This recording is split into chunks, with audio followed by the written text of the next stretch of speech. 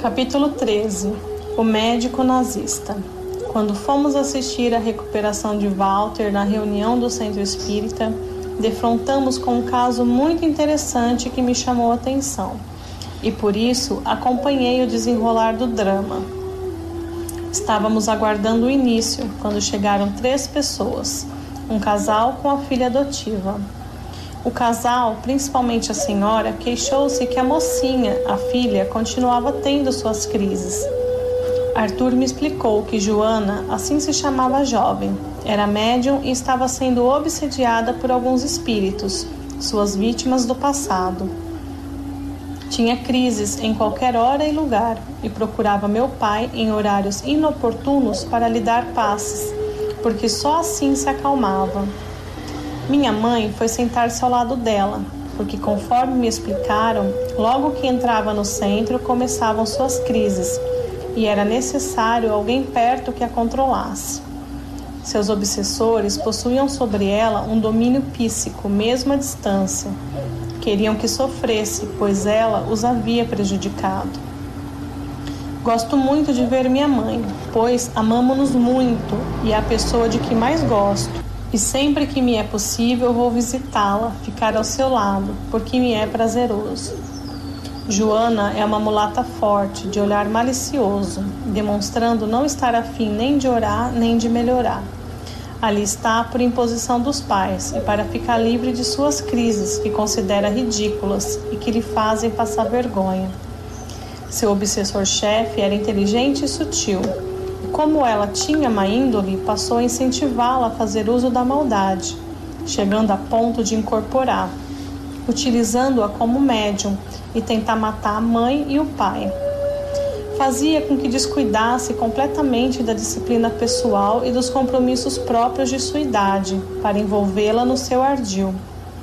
O desencarnado transmitia-lhe acontecimentos do passado das pessoas, para que assim dominasse as mais fracas que a cercavam. Quando foi levada até a casa do meu pai, o obsessor aceitou, porque confiava que iria dominar qualquer encarnado com que defrontasse. Sentindo-se assim forte no seu orgulho e pretensão. Vencidos os primeiros embates, o obsessor sentiu-se admirado pela força que desconhecia e quis então aprender com eles, com o grupo do centro, não para melhorar, mas para ficar mais poderoso. Arthur me pôs a par dos acontecimentos. Joana, em sua encarnação anterior, fora um médico nazista e praticara muitas maldades e experiências com os judeus. Reencarnou longe da Alemanha, num corpo feminino e mulato, mas mesmo assim foi encontrada pelos que não a perdoaram. Sabia que ela comparecia ao centro para se livrar deles, os obsessores. Sorrindo com seu modo agradável, Arthur comentou: Patrícia, seu pai, por ajudar a jovem, está sofrendo com o rancor desses obsessores. Mesmo assim, está ajudando-a, embora sabendo que ela não goste daqui e nem dele, e que assim que se livrar dos seus desafetos, não voltará mais. Socorremos para mostrar aos encarnados a força espiritual de que dispõe o Centro Espírita, desde que se trabalhe em prol do bem comum, e também dos que vêm pedir ajuda. Prestamos atenção na orientação que meu pai deu aos 3 encarnados, pai, mãe e filha. Só ficamos livres do nosso passado trabalhando no bem no presente.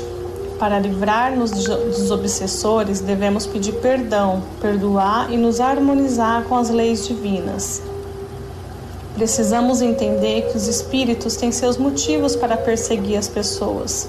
Por isso, devemos entendê-los e tentar amá-los, porque eles também necessitam de ajuda.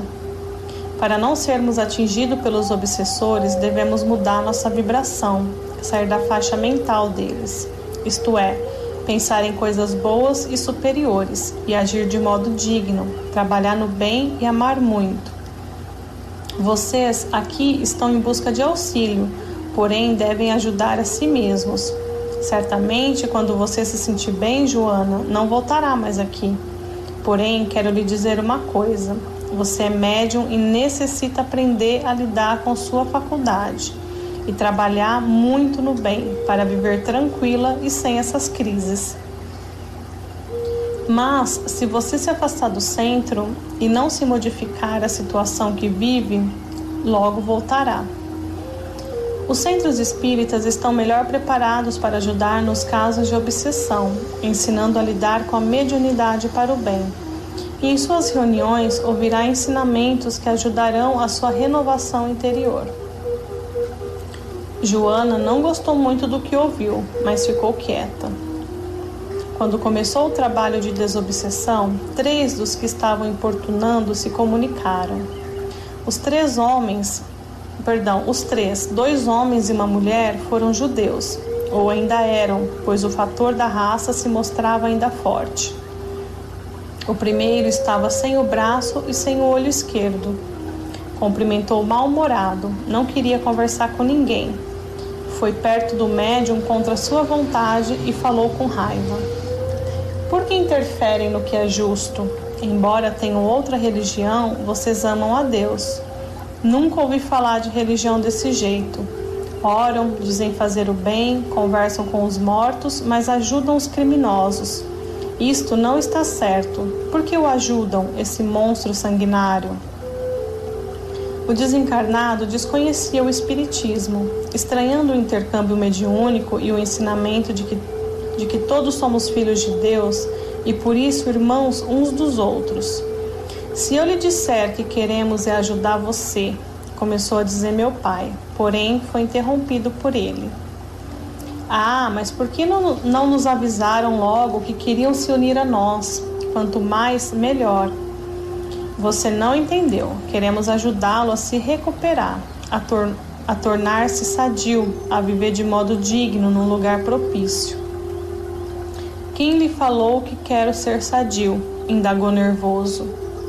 Já me propuseram isso uma vez e não aceitei. Quero ficar como ele me deixou, para ter sempre motivo para odiá-lo. Você sofre e faz sofrer, disse meu pai. Nem começamos. É melhor dizer, sofre e faremos sofrer cada vez mais, respondeu ele. Não vale a pena. Você já pesquisou por que sofreu assim? Se sabe que continuamos a viver após a morte do corpo, que reencarnamos e por isso é o que você está perseguindo reencarnado em outro corpo? Então sabe que viveu encarnado muitas vezes. Vamos, irmão, recordar o seu passado? A equipe desencarnada já pronta colocou à sua frente a tela, que é como na espiritualidade se chama esse aparelho. Ele é denominado de muitas maneiras, havendo alguma diferença de um local para outro, mas é sempre o mesmo e muito útil. O espírito que se comunicava fora na encarnação anterior também judeu, e numa guerra havia trucidado muitas pessoas, entre elas jovens e crianças. Ao recordar, deu gritos lancinantes, mas o médium treinado só alterou o oco da voz. Isso porque não é necessário gritar. Acalmaram o desencarnado que com dificuldade voltou a falar. Olho por olho. Não, meu amigo, disse meu pai. É a lei do retorno. Você plantou, você colhe. Não precisaria sofrer assim se tivesse entendido a lei do amor e feito o bem. Ela também pagará pelo que fez? Pelo que entendi, se ela não fizer o bem, sofrerá o que me fez sofrer. Você não irá conseguir fazer dela uma pessoa boa. O que será dela? Deixa, irmão, deixa, cuido de você. Vamos ajudá-lo, pense em Deus. O Pai é bondoso e nos ama. A equipe médica entrou em ação e com os fluidos doados pelos encarnados e também pela vontade do espírito, que agora queria se tornar sadio, o braço se curou e ficou perfeito, como também o olho. Perdoe, irmão, para ser perdoado. Como não perdoar, se devo tanto? Perdoo e peço perdão a Deus. Queria ir para junto dos meus, lá na minha terra. Atenderemos seu pedido. Ele saiu de perto do médium e passou para outra fila, a dos que iriam para a colônia. Após a reunião, seria levado à colônia São Sebastião por uns dias e depois seria transferido para onde quisesse. Uma equipe o levaria. Normalmente reencarnamos em diferentes raças para aprender a amar a todas, mas, sem ser regra geral, alguns judeus mais radicais ainda têm preferido vir sempre como judeus, a esperar o Messias, pois se julgam os filhos escolhidos, o povo de Deus, mas são realmente como todos nós, porque não somos privilegiados pela raça. Aqueles desencarnados, totalizando 11, estavam há algum tempo nas regiões espirituais do Brasil, à procura de se vingar deste espírito que fora um médico nazista. Já começavam a dominar o idioma português, pois o médium que o auxiliou, sempre consciente, não precisou se expressar com sotaque. Devemos esclarecer que o médium transmite o pensamento do espírito, e nesses casos sentem mais do que propriamente repetem e escutam. A mediunidade, quando educada, é maravilhosa, e assim possibilitou que ele, judeu, transmitisse pensamentos que o médium traduziu por palavras. O outro judeu se incorporou em uma outra médium e foi doutrinado por um integrante encarnada. Lídia conversou com ele e o fez entender a necessidade de perdoar e seguir seu caminho. Ele, porém, quis ficar na nossa colônia e, quando fosse reencarnar, preferiria que fosse aqui. Não gostaria mais de ser judeu, porque, segundo comentou, os judeus sofriam muito com a segregação. Normalmente, esses pedidos são atendidos. Porém, o departamento próprio da colônia é o que estuda cada caso. A mulher também incorporou, parecia fria, porém, ao sentir o afeto dos trabalhadores da casa, encarnados e desencarnados, conteve-se para não chorar e disse com voz comovida: "Não sou má, ele sim é maldoso", referindo-se à jovem Joana. "Esconde-se em outro corpo, mas é ele. Pensa você que ele é bom? Não. Nos enfrenta e, se pudesse, nos faria sofrer tudo novamente. Você acha que é por persegui-lo que somos maus? Somos vítimas. Vou falar o que ele fez comigo, e então me darão razão." Fez uma pausa e, como se criasse coragem para recordar, começou. "Estava casado e feliz. Tínhamos uma pequena fortuna e 2 filhos lindos. Quando a Segunda Guerra Mundial começou, nos apavoramos, porque sabíamos muito bem que os nazistas perseguiam os judeus. Meu esposo alistou-se no exército na tentativa de impedir que eles nos oprimissem no país em que vivíamos, e por isso morreu lutando. Quando houve a invasão em nossa cidade, fomos presos e nossos bens confiscados. Da prisão partimos para o campo de concentração, onde sofremos muito frio, fome e humilhações.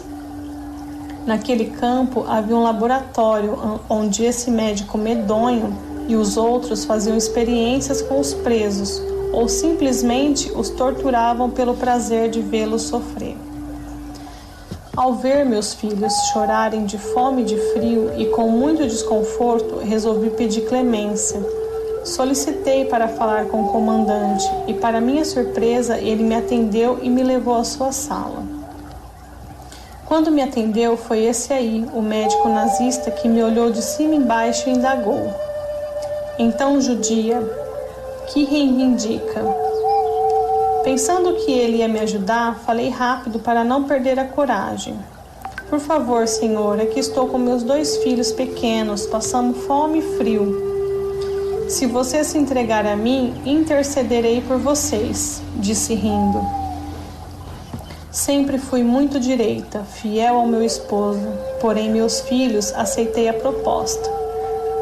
Depois ele mandou que um soldado fosse buscar meus filhos. Achei que pela felicidade dos meus teria valido o sacrifício. Esperançosa, quando pensei que fosse me dar ajuda, meus 2 filhos chegaram assustados e correram ao meu encontro. O mais velho estava com 7 anos e o outro 4. Gelei quando ouvi a ordem: levem-nos ao laboratório. Era o mesmo prédio na sala ao lado, e cada soldado pegou um de nós e para lá fomos arrastados. Amarraram-me fortemente numa cadeira e ele, cínico, me olhando, sorriu. Idiota, judia imbecil, pensou que eu ia me encantar por você? Verá para que serviu sua astúcia em me pedir auxílio. Pedi a ele por piedade, pelo amor de Deus, para fazer o que quisesse comigo, sem maltratar meus filhos. Porém, ele ria. O que me fez ver foi horrível. Torturou meus filhos, cortou-os em pedaços até que morressem. Eles gritavam apavorados, olhando para mim, e eu gritava também. Quando os dois não tinham mais vida, veio me torturar. Começou extraindo minhas unhas, fiquei alucinada e aí perdi o controle, pois a dor era demais. Mas ele não me torturou muito. Desencarnei, pois meu coração não aguentou. Fui socorrida e fiquei muito tempo louca, e quando voltei ao normal, alguns espíritos me disseram da possibilidade de vingança. Aceitei e agi, com todas as minhas forças para me desforrar. Faço uma pausa nessa narrativa para algumas explicações. Nos campos de concentração, como em qualquer lugar de aniquilamento humano, há muitos socorristas, como também há muitos desencarnados que agravam os acontecimentos. Do mesmo modo, costumam ficar outras vítimas a socorrerem suas companheiras de sofrimento. Essa senhora foi socorrida por outros judeus que ali haviam desencarnado. Não foi assim socorrida por espíritos bons, porque ela estava com muito ódio. As crianças e aqueles que perdoaram eram levados às colônias ou a outros lugares de socorro. Os que eram vítimas, tanto quanto ela, a socorreram, levando-a a um pequeno abrigo no campo da concentração, no plano espiritual. E quando ela aparentemente estava melhor, foi convidada a se vingar. A guerra é por demais triste, pelas atrocidades que se cometem. Esforcemo-nos, pois, para que haja paz, começando com a tolerância e a concórdia com os que nos cercam. A paz começará em um pequeno círculo, mas se a cultivarmos, irá se ampliando e atingirá muitos outros. E dessa forma, um dia teremos a paz por toda a terra. E fatos como esses são tristes, ficarão apenas na história e não mais se repetirão. A senhora, emocionada, continuou a falar. Ficávamos perto dele, sem contudo conseguir nossos propósitos, e ele ficava mais nervoso e revidava nos prisioneiros. Mas a desencarnação chegou para ele, quando foi atingido por uma granada. Sofreu bastante. Aí começamos nossa vingança. Nós o perseguimos por onde ia, e ele vagava urrando no umbral, até que se pôs a gritar por socorro e sumiu da nossa frente. Vinha saber que espíritos bons o tinham levado para ajudá-lo. Nós não fomos socorridos, não queríamos, porque nosso objetivo era fazer sofrer. Durante esse tempo, muitos desencarnados bons conversaram conosco, aconselhando-nos a desistir, mas escutávamos somente nossos companheiros. Entretanto, vários do grupo desistiram e os acompanharam.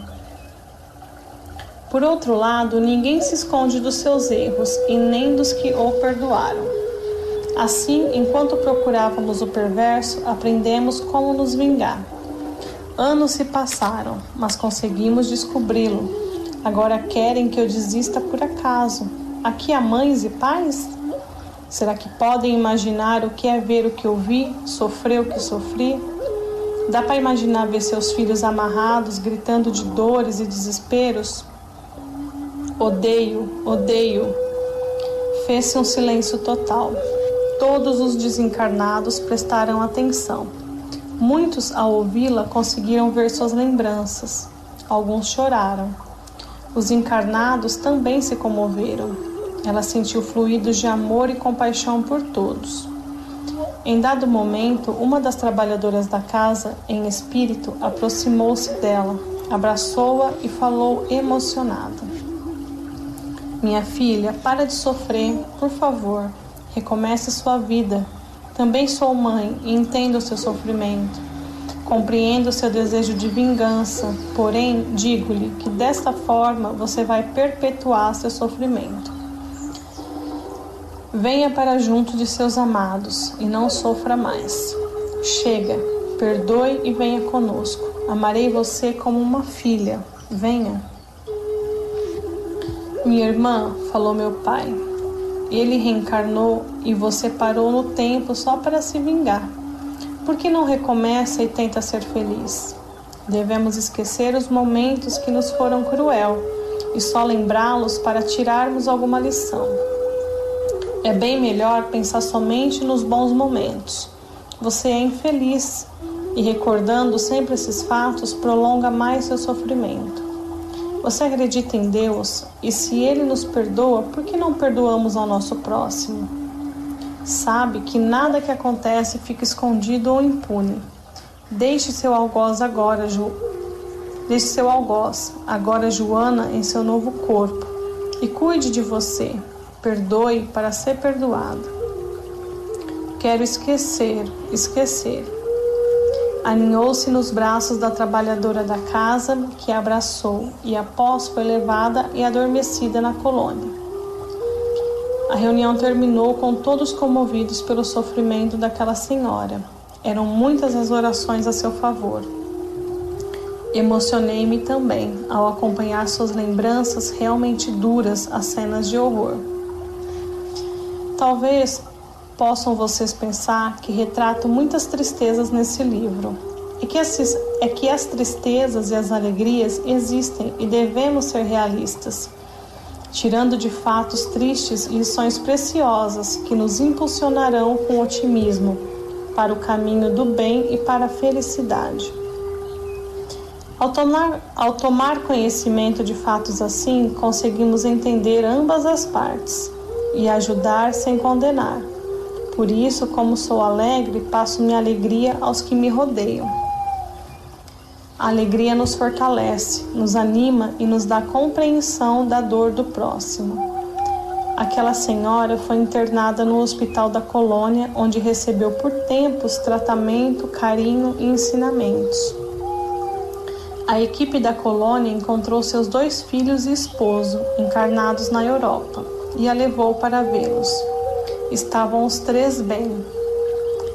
Depois de algum tempo, ela pediu para ser transferida para a colônia na espiritualidade, onde estavam seus entes queridos. Estando bem melhor e com planos para reencarnar, porque só assim esqueceria tanto sofrimento, foi transferida. Despedi-me dela desejando-lhe boa sorte, mas ainda faltavam 8 obsessores. 7 receberam orientação e ajuda nas reuniões seguintes. Como cada um deles, uma história triste. Desses 11 que obsediavam Joana com desejo de vingança, 10 foram socorridos e só um pediu para trabalhar no plano espiritual. Os demais pediram para reencarnar, pois queriam a misericórdia do esquecimento, e todos foram atendidos. Contudo, o chefe dos 10 obsessores, de nome Joseph, era um judeu rude, que ao ver os 3 primeiros se afastarem, voltou-se furioso contra meu pai, que, como sempre acontece, sentiu-lhe vibrações e tentou também orientá-lo. Arthur soube que o grupo tinha seu núcleo na Europa e foi para lá conversar com eles. Eram vingadores dos criminosos de guerra, que se intitulavam os Ofendidos da Guerra. Construíram-se em vários grupos, todos unidos entre si. Arthur pediu uma audiência com o chefe, um judeu de muitos conhecimentos.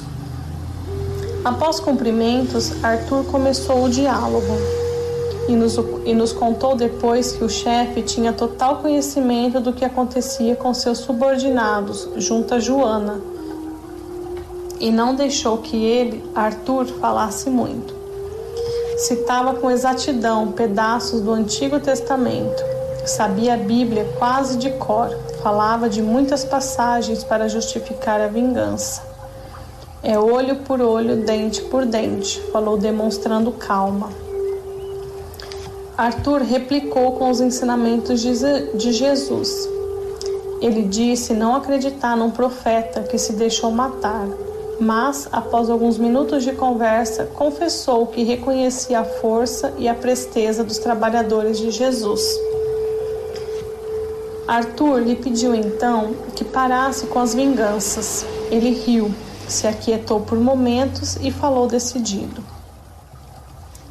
Não é o nosso interesse o confronto com ninguém. Temos tempo. Vou suspender a vingança dele por enquanto. Chamarei José, o único que ficou, e o que mais é decidido com seus objetivos. Só faço um aviso. Teremos outra oportunidade. O mais difícil já conseguimos, pois sabemos onde ele está, que se esconde num corpo de mulher quase negra. É castigo para ele, orgulhoso de sua raça, de ter sido loiro e rico como quase pobre mulher mulata e filha adotiva. Acharemos outros que o odeiam. Ele certamente não ficará para sempre na guarda de vocês, porque não mudou sua conduta.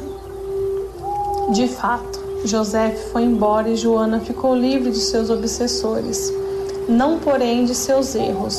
Meu pai chamou-a e seus pais também para uma conversa. Vocês vieram à procura de ajuda espiritual e receberam. Analisem o ocorrido e tirem boas lições de tudo o que lhes aconteceu. Esses fatos são em parte consequência do passado e o resultado da maneira de viver sem esforço para a melhoria íntima. Você, Joana, está com sua sensibilidade completamente aflorada. Isto quer dizer que você tem a porta aberta para receber a influência do mundo astral, sem, entretanto, agora poder discipliná-la. Só terá influência e sintonia com espíritos bons, por meio de boas atitudes e de bons propósitos. E ficará ligada aos maus, se descuidar do seu aprimoramento espiritual. Se você se afastar do bem, da oração sincera, não se esforçará para mudar para melhor. Nós não nos responsabilizamos pelos acontecimentos futuros. Afastando-se também da ajuda, tudo o que passou mais facilmente se repetirá. Joana não estava preocupada com o aprimoramento espiritual. Queria era força e poder, dominar, mas indagou a meu pai. Senhor José Carlos, posso aprender com o Senhor? Claro que pode. Vou ter essa força que o Senhor tem? Poderá ter essa e muito mais, mas para isso deve primeiramente educar-se na boa conduta e fazer por merecer a companhia dos trabalhadores desencarnados que convivem conosco. Mude para melhor e queira com vontade fazer o bem, porque agindo assim aprenderá muito. Joana não respondeu. Sentindo-se melhor, afastou-se do centro. Sua mãe ainda voltou outras vezes, mas também fez o mesmo. Arthur me disse: Patrícia, nesse socorro, ajudamos mais o desencarnado que essa jovem. Ela agora não quer mais saber de seu pai, e quando o vê de longe se afasta e nem cumprimentá-lo vai. A figura dela faz recordar os ensinamentos que escutou e que ela quer esquecer. Como ficará ela? Indaguei. Vamos aguardar. Os erros, Patrícia, não conseguimos jogá-los fora, porque nos pertencem e um dia a reação virá. Quando o grupo de vingadores perceber que ela não está mais sob a proteção dos bons, voltará, talvez como tenho visto em casos assim, com mais sutileza e cautela.